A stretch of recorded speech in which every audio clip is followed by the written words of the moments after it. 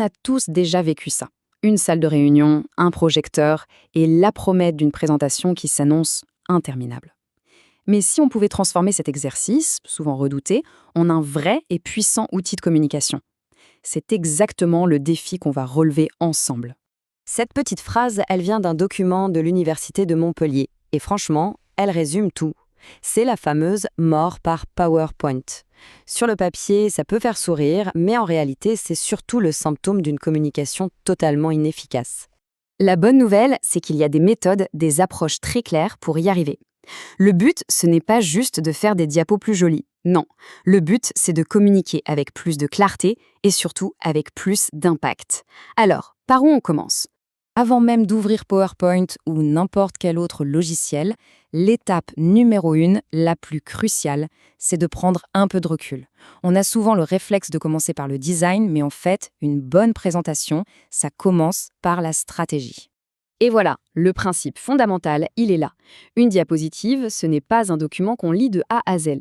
C'est un appui, un soutien visuel. Son seul rôle, c'est d'aider le public à suivre, à comprendre et à mémoriser. Parce que le message principal, celui qui compte, c'est la personne qui parle. Pour que ça marche, il faut se poser les bonnes questions dès le départ. Comme le rappelle très bien la documentation d'Estime Formation, il faut définir l'objectif. Est-ce qu'on cherche à informer, à persuader, à faire réfléchir ?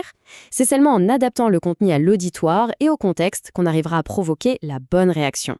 Bon, une fois que l'objectif est bien clair, là, on peut passer à la conception. Et ici, la règle d'or, le maître mot, c'est la simplicité.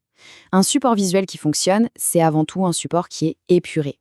Ça, c'est la règle fondamentale pour être clair. C'est simple. Chaque fois qu'on aborde une nouvelle idée, un nouveau concept, hop, on passe à une nouvelle diapositive. Ça aide le cerveau du public à structurer l'information et à suivre le fil de la pensée sans aucun effort. Pour le texte, l'Université Laval propose un guide super pratique, le principe du 6 x 6. C'est-à-dire pas plus de 6 puces, avec environ 6 mots par puce. L'objectif derrière ça est très simple. Si l'écran est plein de texte, les gens se mettent à lire. Et s'ils lisent, eh bien, ils n'écoutent plus. La concision, ça maintient l'attention là où elle doit être. Même le choix de la police a un impact énorme sur la lisibilité. On va toujours privilégier des polices très simples, sans fioritures, comme Arial ou Verdana. Elles sont claires, directes, faciles à lire de loin. Et à l'inverse, on évite à tout prix les polices trop décoratives qui ne font que distraire ou pire, qui rendent le texte quasiment illisible. Regardons concrètement l'impact de la simplicité sur un graphique. À gauche, on a la version classique, mais complètement surchargée. Trop de couleurs, des lignes de fond partout, des effets 3D inutiles. Bref, l'œil se perd. Et à droite, la version optimisée. En enlevant tout le superflu, qu'est-ce qui se passe ? Les données importantes, elles, ressortent immédiatement. Le message devient instantanément plus clair, plus percutant. Au-delà du texte, ce sont les bons visuels qui peuvent vraiment transformer une présentation.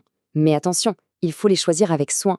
Une image ou un graphique, ce n'est pas juste là pour faire joli, pour décorer, ça doit apporter une vraie valeur ajoutée pédagogique.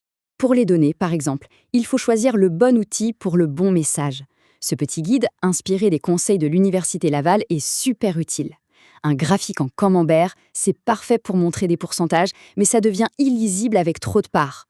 Pour comparer des quantités, un diagramme en barres sera bien plus efficace. Le bon graphique, c'est celui qui rend les données intuitives. Voici un conseil tout simple mais très puissant. Quand c'est possible, préférez les photos aux illustrations ou aux clip art. Une belle photographie de qualité, ça crée un lien émotionnel. Ça rend un concept abstrait plus humain, plus concret. Et ça aide vraiment à capter et à garder l'attention. Une excellente présentation, ça ne fait pas que transmettre de l'information. Non, ça invite à la participation. L'objectif ultime, c'est de transformer un auditoire passif en de véritables participants actifs. Et pour ça, il y a des techniques très simples à intégrer. Par exemple, on peut insérer une diapositive toute blanche pour noter les idées d'un brainstorming en direct, ou utiliser un texte à trous pour réviser un point clé. Ces petits moments, bien planifiés, relancent complètement l'attention et ancrent beaucoup mieux l'apprentissage. Concrètement, ça peut être une simple consigne pour un travail d'équipe, une phrase à compléter ensemble, ou même une image où l'on doit repérer un détail précis. L'idée, c'est que la diapositive n'est plus un point final, mais un point de départ. Un point de départ pour une discussion, une activité, une réflexion. Au final, le point le plus important à retenir, c'est que toutes ces techniques, la simplicité, les visuels, l'interactivité, ce ne sont pas des fins en soi, ce sont des outils au service d'un objectif bien plus grand. S'assurer que le message soit non seulement entendu, mais aussi compris, retenu, et qu'il pousse à l'action ou, au moins, à la réflexion.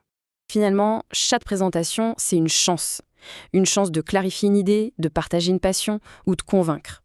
En appliquant ces quelques principes, on peut vraiment transformer ce qui est souvent vu comme une corvée en une véritable opportunité de créer un impact. La question donc reste posée.